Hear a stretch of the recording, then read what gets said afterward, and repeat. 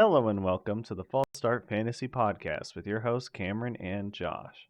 On this week's episode, we're going to talk about the NFL playoffs, the updated draft spots, and we'll be getting into the AFC North divisional roundup this week. I'm pretty pumped. I think Josh and I did quite a bit of research on this one. Josh, you ready for this? Let's do it. All right. Well, let's go ahead and jump into the playoff predictions. Hold up. Josh, how you doing? I always ask at the start. I almost forgot this time. I'm doing pretty well. No Doing work pretty. today, so taking it easy. Yeah, I just got tickets to the AFC Championship game, so I'm gonna be very cold. Yes, you will. And I'll be sitting here in the middle of nowhere, nice and warm. Yeah, 10 a.m. They went live on Monday, and I was sitting at my computer at work, and I was just staring at that page, ready to jump in. And as soon as I got in, it said there is 25,000 people ahead of you. I went, well, I think the stadium fits what 80,000, 70 something. Not 70 counting something. stadium room. Yeah, so I was like, we can work with that. And I got Manny and I some tickets, so we're pretty pumped. How much did those cost? So they were marked at 350 or 310, 315, something like that. But then their fees were $100 each. It's like I hate these ticket websites, so it ended up being 400 some bucks each. That's not counting parking either. We're gonna go with my uncle, who he Smart. has he's a big tailgater, so we don't have to pay for parking that way. Smart. Yep.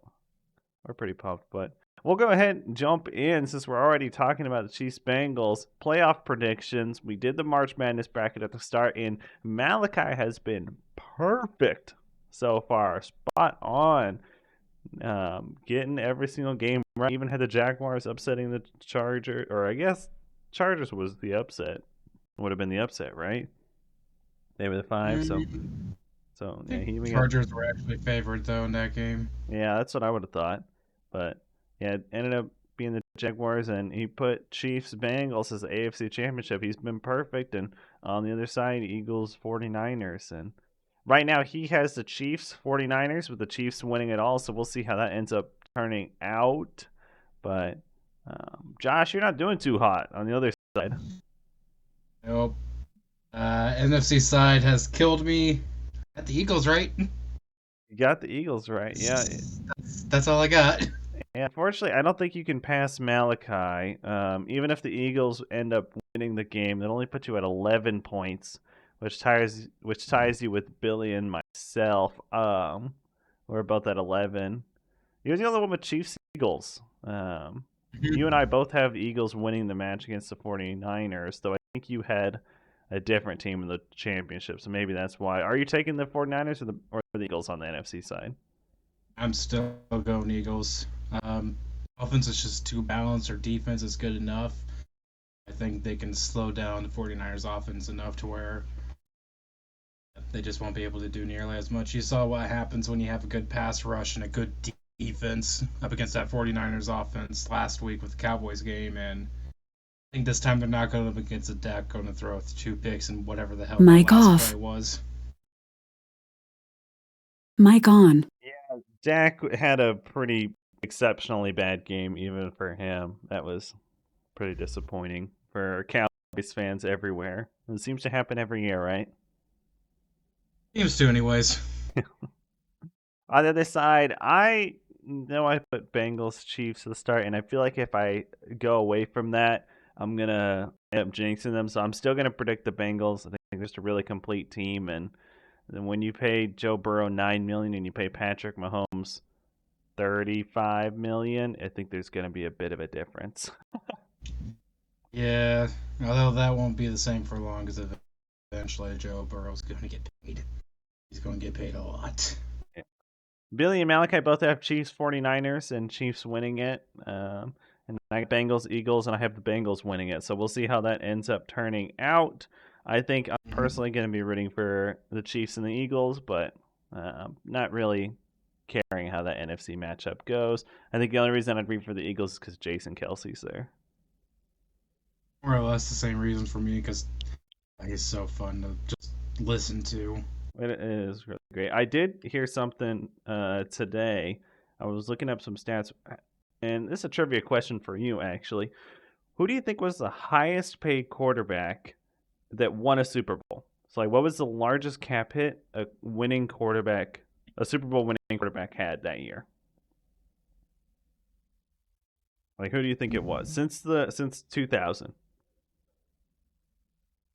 It's 2000. Mic off. I think of all the quarterbacks that have won. I'm Manning. Mic on. That's a good guess, but he actually wasn't being paid that much on either the Colts or the Broncos when he won. Breeze? Not Breeze. Nope. I'll give you number two. Number two was Matthew Stafford with a $19 million cap hit. No, $21 million cap hit last year when he won. More than 21. More than 21. Well, it takes out Brady because he's always taking less money. It was actually Tom Brady. Tom Brady. Really? He won on the Bucks, I think is what it was. $28 million. Jeez. Yep. So it's that is the two highest paid quarterbacks to ever win the Super Bowl were $28 million and $21 million.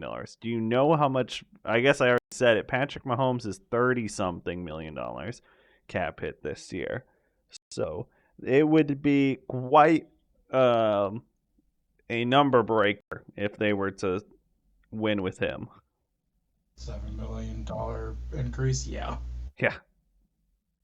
And I mean, the guy who did it before him was Tom Brady. So it's like you really got to hit when you have a veteran, when you have an elite quarterback that you're paying a ton of money. You really have to hit on every other pick, and it's why I really worry about teams like the Cardinals and the Cowboys who are paying high end money, yet they're not hitting on all the other draft picks.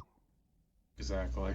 Yeah, I do also worry about the Bills and the Ravens, but we'll be getting into the Ravens soon. We'll go ahead and jump into the NFL draft order update. Pick number 24, Jaguars, then the Giants, then the Cowboys, then the Bills. Finished 13-3. I think it's pretty amazing that the Jaguars, who won 4 less games than the Vikings, I have a later pick than them, but in these later draft spots, you really got to go with who the best player is that falls to you, or you're trading those picks away to get someone higher up. And I think a team like the Giants could realistically be moving up in the draft as they're going to be wanting a quarterback this offseason. Possibly. In Jones did play Mic well. off. I kind of want to see how he does with, these things called receivers. And I had a lack of those. Mic on. Throwing the ball to Saquon every single play. So maybe give him another 1 year prove it type of deal and see what happens. Yeah, but they also kind of pay Saquon, so it's going to be, well, That's true.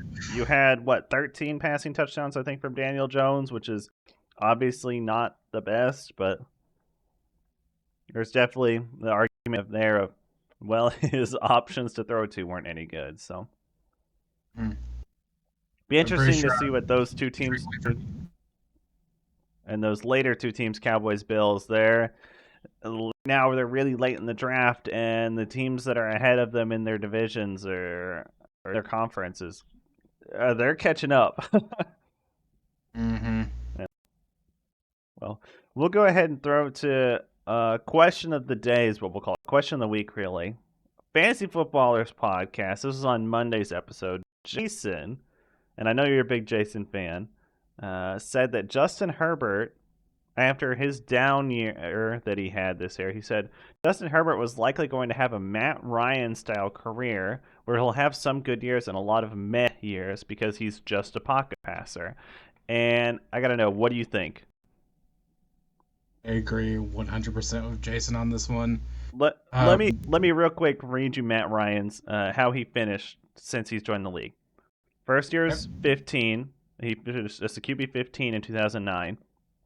Then 7, 7, 6, 12, 7, 20, 2, 15, 2, 10, 12, 20, 27. And this was also the first year since 2009 that he did not play at least 15 games. So it's not like he was getting injured in those down years. He had two number 2 seasons, but a lot of 7s, a lot of 12s. So, what do you think? I think Jason hit the nail on the head on this one. Okay. Whenever I've watched him play, don't get me wrong, Justin Herbert, phenomenal athlete. I'm not saying he's a bad quarterback or anything. Mic off. However, he does get overhyped a lot. We even saw it this year. This year, would you say he had a pretty bad year for what Mic on. people were expecting at least? I would say so with the wide receivers injuries that he had, yeah. So you're telling me he's only a good quarterback because he had good receivers? I'm not saying that at all. He still put up great numbers, and I think he finished something like 3rd in passing yards. You get what I'm trying to say. Wow, that's fair. He had those rough stretches where people were debating dropping him this season. He didn't have his top weapons with him. He was doing pretty bad. I don't have weekly rankings up in front of me or anything like that. Probably follow up with this next week or something like that, but just remember there's talk about, do you try to trade him just because of a name? His receivers were hurt. I'm sorry, if you rely that much on weapons in order to be good, yeah, you're probably going to be the next Matt Ryan. Yes, I'll go ahead and read Justin Herbert's finish on the week. For some reason, I don't have a week 2 rank, but he was QB5, 21 in week 3, 9, 18, 24, 6, 18, 24, 9, 3, 10, 10, 25, 30, 12, 9. But that QB9 was week 18, and that's a lot of meh, a couple pretty great, and then a lot of bad. I mean, that's definitely not a good year fantasy wise for Justin Herbert, and I think his dynasty price is going to show that. This offseason, there's going to be a lot of dynasty startups. I know we still got our dynasty startup that we're going to be looking to start up pretty soon, and Justin Herbert's price isn't going to be the same as Joe Burrow's, Josh Allen's, or Patrick Mahomes. Yeah, to me, he's just overrated. Don't get me wrong, he's still good. Like, if you give him good weapons, they can stay healthy. Good line, sure, they would have a shot to go to the Super Bowl, kind of like Matt Ryan did that one year. But he's gonna hit the nail on the head, in my opinion. He's just the next Matt Ryan. There's nothing wrong with being the next Matt Ryan either. That guy's probably a Hall of Fame quarterback when you get down to it. So it's not the worst thing to be the next Matt Ryan, but it is also, that means you're not the next Peyton Manning, which I think is what Justin Herbert fans are hoping for. But did you have anything else you wanted to add on to the Justin Herbert or the NFL draft order discussions? Thank you for giving me a question where I can hate on Justin Herbert. You must be a longer of a Chiefs fan than I am, because I have no hate to the Chargers. I've never really thought of them as a threat. This year was the closest, and as soon as we played them, I went, never mind. So I don't really hate them like you do. I remember the Matt Castle years. We're talking Matt Castle, that was the last time I went to a Chiefs game, was when Matt Castle was the quarterback. So times. All right, well, let's go ahead and jump into the divisional roundup. As you all know, fans of the podcast, we are going division to division, and we're talking about what we think each team's offseason move should be. Now, we have some coaching discussion in here, but we're mostly going to be talking about players, and then we're going to be talking about how did the team do this year, and where should they improve for next year. This week, we're going to be hitting the AFC North, and Josh is going to be leading it off with the Cincinnati Bengals, who are about to play the Chiefs and hopefully lose. Mic off. Hopefully they lose. However, if you look at their numbers, they're a very solid unit. Starting off, Zach Taylor, he's the head coach. First 2 years were very rough for him, but these last 2 years have been extremely good.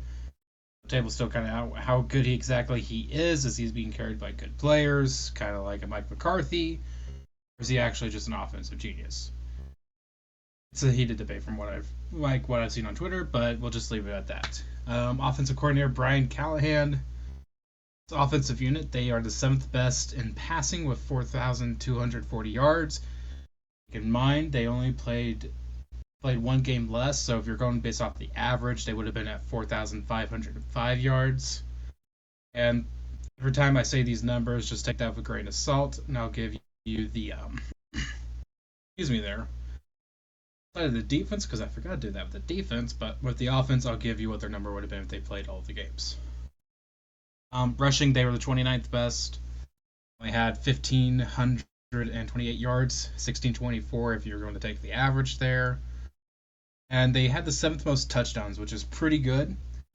Had 50 total, 35 of them passing and 14 rushing. I'm not sure where that extra one came in, but came in there somewhere. Then looking at their defensive side, I don't know how to pronounce that last name. I'm going to call him Lou. Mic on. As again, Anaramuo, I think is how it is. Anaramuo. Anaramuo. Lou We'll call him Anaramu. There we go, Luann. We'll just stick with that for now. Man, oh my god. Mic off. Again, they've had a pretty good defensive unit. It's not as good as you would think or as good as you would hope.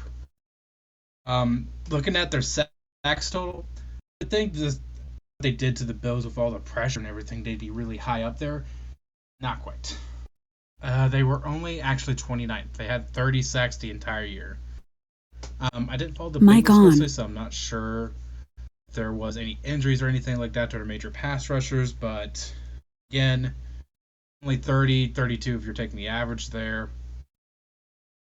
Excuse me there. Not the greatest. Turnovers, they had 24 total with 13 interceptions, so that's a pretty decent number. That puts them at 11th. And if you're looking at total yards allowed, they had 5,371 allowed, 3,665 passing, and 1,706 for the rushing. Again, that's not taken into account to the fact that they missed a game. Those numbers. Overall, pretty solid defensive unit. They did put up a lot of pressure, at least in terms of getting to the quarterback, but one of those they just couldn't get there, but they put up the pressure. Mic off. Overall, very solid team. However, the offseason, that's where things start to get very interesting for the team. So win or lose this weekend, and if they win or lose for the Super Bowl, this team could be in trouble for next year. So cap space, as it stands right now, have just a little bit under 50,000. Is like 49,700 something. Mic on. Here is what they're losing. Basically, their entire secondary. They're losing Jesse Bates, Von Bell, Eli Apple. It's not necessarily the biggest loss, but their own. Trey Flowers. Those are 4 of their starters when it comes to the secondary. These guys are extremely good. So that will definitely hurt if they keep 3 of the 4, because again, Eli Apple's part of that group, so they will need some help too with tight ends because they're losing their 2 tight ends, Hayden Hurst and Drew Sample. I went ahead threw Samaje Perine in there. When Joe Mixon was out, he was a pretty solid backup. Not having that depth piece that's solid that you can rely Mic on off. if he does move on and hurt them. So looking into off season, again, I'm not sure how the cap space situation will change. So with draft and whatever you can get during free agency, definitely need to Mic target on. your secondary positions, so cornerbacks, safeties. The line were pretty good towards the end of the season, but then they got hurt by injuries, so they definitely need some kind of depth at the very least. And of course their O-line could be improved. They did improve towards the end of the season, but they still weren't the greatest, and you probably want the best O-line you possibly can get for Burrow. Their position, just because again they're losing their tight ends, might want to target a tight end or 2. See if you can re-sign Hayden Hurst. He was pretty solid for them, but who knows, you might be able to find someone better. Maybe a late round running back, get some more depth, especially if you plan on letting Samaje Perine go. He is a veteran, which means he does cost a little bit more. And that is what I have on the Bengals. I like it. There's a bit of a correction that they have $50 million in cap space, not 50,000. Forgot a Gotta couple add zeros there. So I expect a couple guys like Jesse Bates, Eli Apple, Trey Flowers, Hayden Hurst, those guys. They'll probably be coming back. We'll see if Samaje Perine gets something like a Jarek McKinnon deal, where it's like prove it, prove that you can do this again, and we'll pay you some more money. And then next year they'll be saying the same thing, and and that's what they'll be doing with the running backs from now on. But yeah, it looks like they'll be able to use the $50 million to sign some of those guys back. But there's definitely going to be a question there. I don't think Jesse Bates or Eli Apple will be interested in average money for their team, but yeah, the team I have next that we're going to be talking about is the Pittsburgh Steelers. And the Pittsburgh Steelers have two things that I absolutely love for their team, and that is the fact they have Mike Tomlin as their head coach, who's just fantastic. Congrats again on not having a losing season this year. I know that's not the goal, is to just not have a losing season, but they were really close to the playoffs too in a very tough AFC. And then they also have a rookie quarterback. And rookie quarterbacks obviously do not have much of a cap hit. So you're able to go in and pay these other players. Now, when looking at the Steelers, the biggest decision that is going to affect their entire offseason, and hopefully they get it figured out quickly, is what are they going to do with Cameron Hayward? Cameron Hayward is a edge rusher who is 33, 34 years old, something like that, and he has been pushing back the money, trying to get that ring for so many years in a row that now they're paying a 34-year-old edge rusher $22.3 million next year. And if they restructure, that means that Cameron Hayward has to come back for another year. We're already talking about a 33-year-old edge rusher who might not even want to be playing this year. So they'll need to decide quickly, is Cameron Hayward coming back? If they cut him, it is I believe the cap hit is still the exact same, whereas if he retires, it brings the cap hit to zero as he does not get the money. So they would be in a very good space cap-wise if they were able to let Cameron Hayward retire. If not, I don't think restructuring is going to be an option, and then they're going to be looking to make a hell of a lot of moves here this offseason. But let me go over what the team looked like this year, and it starts with the offensive coordinator, Matt Canada. That guy had an abysmal year, and we know it, and he should have been fired. I think it's a really bad move from the Steelers to keep him around for another year. 24th in passing yards, 32nd in passing touchdowns with only 12 there, 16th in rushing yards, 28th in rushing touchdowns, just below average at every single stat on the offensive side. They were tied for 28th with 29 total touchdowns on the offense. That is a tie with the Jets, the Texans, and the Broncos. If your offense is tied with the Jets, the Texans, and the Broncos, that is not a good thing for this year. Matt Canada really should have been fired. It was not good how he was limiting Kenny Pickett, and I really worry about his personal development with an offensive coordinator like that. Now, it is not all bad, though, for the Steelers. Their defensive coordinator, Terrell Austin, had a great year as a defensive coordinator. It's his third year as a defensive coordinator, and the team was able to get to finish 14th in sacks with 40 sacks on the year. And that is without TJ Watt for most of the year. I want to say he missed 6-7 weeks, so about half of the season they were without their best pass rusher, yet they still finished above average in the sack department. So that's great for them. Turnovers, they were tied for first in interceptions with 20, and they had 23 total turnovers. So not a lot of forced fumbles, but tied for first in interceptions with 20 interceptions. That is pretty amazing considering the lack of value that they are throwing at their cornerback position. Big credit there to Minkah Fitzpatrick and what that team's been able to do there. And then they were 14th in total yards allowed. So good job by the defense, bad job by the offense. They really need to work, especially on that offensive line. And the way I think they're going to do that is they're going to go ahead and make a few moves. Now, in the simulation I had running in my head, I was thinking Cameron Hayward would retire this year and that they would go ahead and release William Jackson, Miles Jack, Mitch Trubisky, and they would free themselves up with about $50 million in cap space, which would be fantastic for them. I think there's no way that they can keep William Jackson. I think he's just going to go have to retire. I know that he had a decent year, but he's 30, going to be 31 next year as a cornerback position.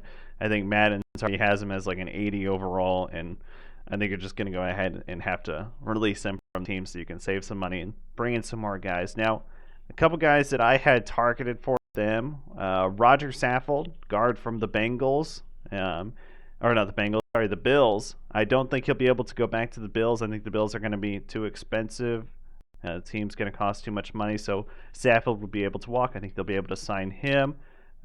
Cameron Sutton, a tackle from the Panthers, will be another target of them. He's a tackle on the Panthers, and I think they'll be able to go ahead and sign him for about $4.5 million.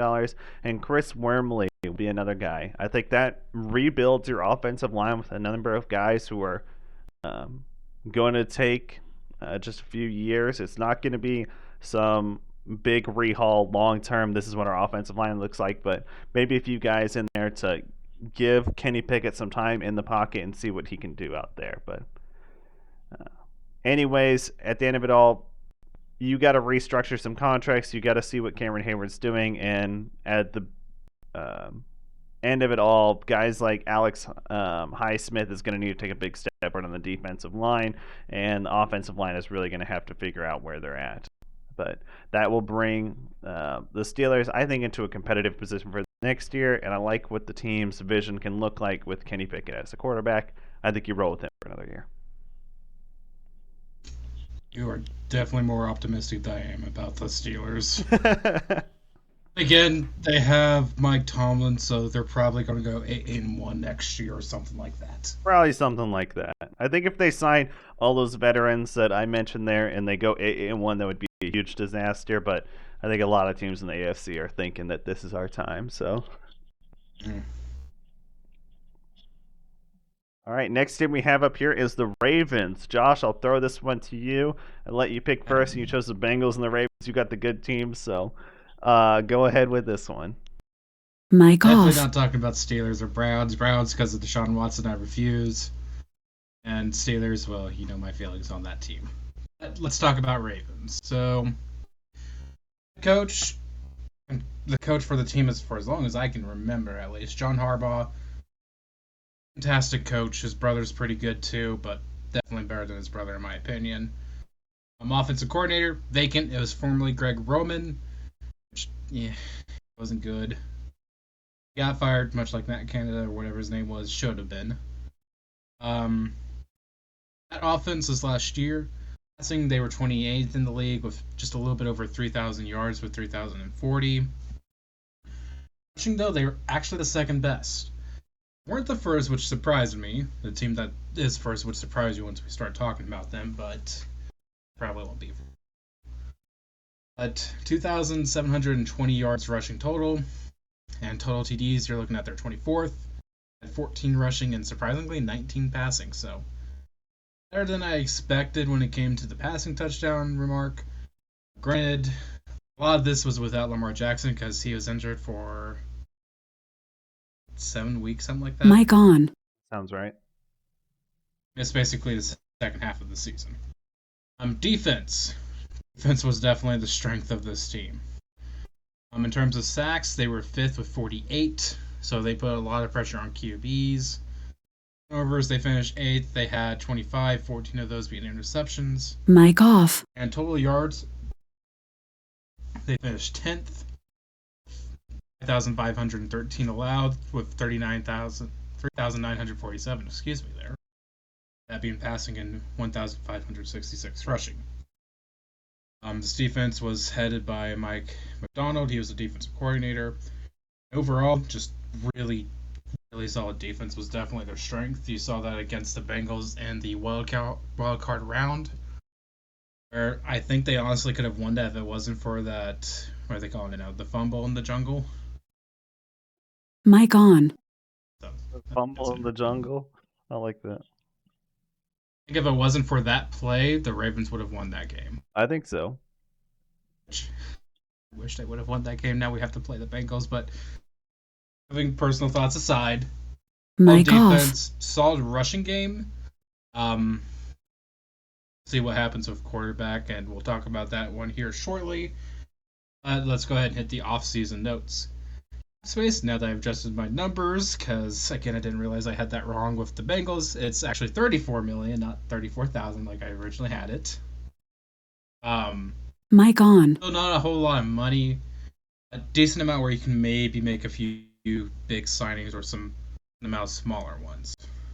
Notable free agents: Marcus Mic Peters, he's off. a pretty solid corner, not like what he was back when he was with the Chiefs, but still solid. Justin Houston, pretty solid edge rusher. At least the games I watched, he seemed like he was still doing pretty well, like he was back in his Chiefs days, but still pretty good. And I just realized they had two former Chiefs, which take that as you will. Kyle Fuller, excuse me, I cannot speak right now. Mic on. Pretty solid secondary player. Losing him will definitely hurt. Let's save these next two for just after this. You got Jason Pierre-Paul, again, veteran edge rusher. Managed to get some decent pressure up there. Juwan James, he was he was an offensive tackle. I can't quite remember off the top of my head now. He's one of those names I heard a few times. Losing him would also be pretty big. Now, obviously, the biggest one to talk about is Lamar Jackson. And I'm going to go ahead and throw in Tyler Huntley here too. Because to me, if you keep Lamar, probably better do what you can to keep Tyler Huntley just in case an injury happens. Because it won't change the offense too much. Lamar, don't know what's going to happen. Either going to get a really big paycheck, kind of like what you see Mahomes, Josh Allen, all of them get. Or he's going to test the market and see Mic off. where he lands, because most teams that need a quarterback would gladly take him. Just be very interesting to see what happens. Personally, I think they're going to pay him. Mic on. I don't know, but most of their cap space will definitely be gone after they pay him. We will also find out, just because I don't know. I'm not with the front office, but if I was the Ravens, I would pay him as much as you possibly could. Try to get Tyler Huntley back as well, because he's a solid backup with that offensive system. Whatever system you use for Lamar Jackson, you basically got mini-me with Tyler Huntley compared to Lamar Jackson. When you're talking about draft free agency, positions to target: QB. This is depending on what Lamar does. Wide receiver. Receiving core was horrendous this year. There's a reason why they didn't have many passing yards, because they didn't have anyone else to pass to. Secondary is another big one. Way to beat the Ravens defense was through the air. That was your best bet. So definitely get some, at least depth, if not some names there in the secondary. Line, a rushing team, so you always want some depth pieces, or maybe get a stud on your O-line. And I also put down maybe another edge rusher. If you can keep Justin Houston or JPP, veterans, they're old, so you'll want some depth. The odds are you can only keep maybe one of them, so you'll want another one to replace them. That's what I got on the Ravens. I think they'll be pretty good moving forward. It's just going to be what happens with Lamar Jackson. That's the big question mark this offseason. Yeah, I think if you re-sign Lamar Jackson, all of those free agents are leaving. But except for maybe Tyler Huntley, if you can keep him for $1 million a year or so. But if you choose to trade Lamar Jackson, let's say the Jets offer you 3 first-round picks for him, then I think you re-sign all of those guys and you head to the draft and hope that you can get Anthony Richardson. The guy is an athletic freak, and I think that would be a very good move for them. Maybe they even use those 3 first-round picks that they got, and they trade up to one of those higher spots so they can get that. But Ravens pretty low in the draft. Not a ton of spots. They did trade for Roquan Smith this offseason, but I think they're in an all right space. It's just going to come down to what are they going to be doing at the offensive coordinator position. I imagine Harbaugh will bring in someone of his own, and what they're going to be doing with Lamar. Do you think he gets traded?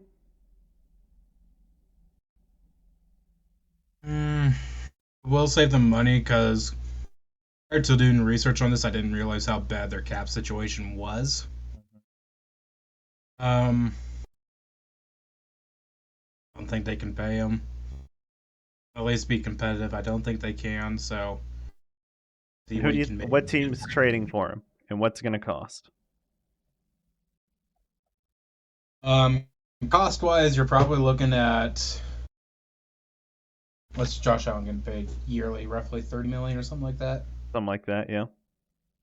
Looking around those numbers, I would say at least maybe even high as 40.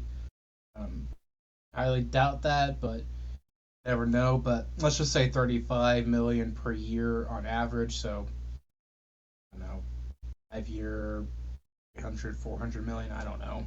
Yeah, maybe they can backload it and see what they can do this next few years. Say on average, you're looking at 35 million per year minimum with Lamar. And you got teams that need a QB.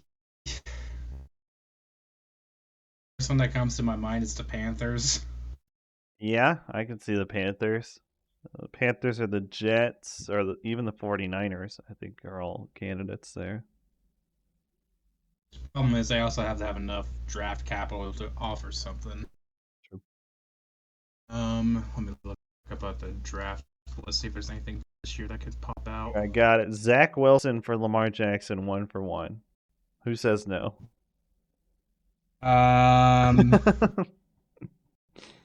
Everyone but moms. Baltimore Let's Moms. see here. Panthers have 9. Another one, as far as I am seeing. I just don't know on this one. Seahawks, I highly doubt it, but maybe. Pete Carroll does love to run the football. Have 2 first. That's going to be interesting. When we get to it, I think the Ravens have a good amount of cap space. I think they've set themselves up to re-sign Lamar if they want to, but they also could move on.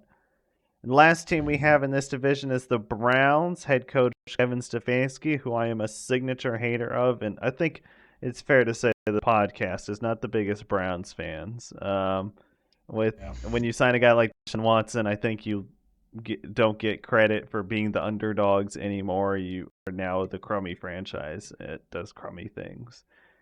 They fired their defensive coordinator this offseason. They brought in Jim Schwartz. He was the head coach of the Lions from 2009 to 2013.